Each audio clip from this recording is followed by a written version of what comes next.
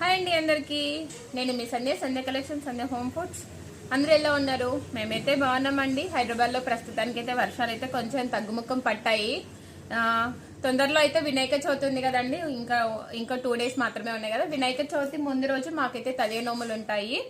దానికోసం అయితే కొన్ని ప్రిపేర్ చేస్తున్నానండి. గౌరీదేవి కోసం మేమైతే కొన్ని ఆభరణాలు పత్తితో చేస్తాము. అవన్నీ మీకైతే చూపించాలి.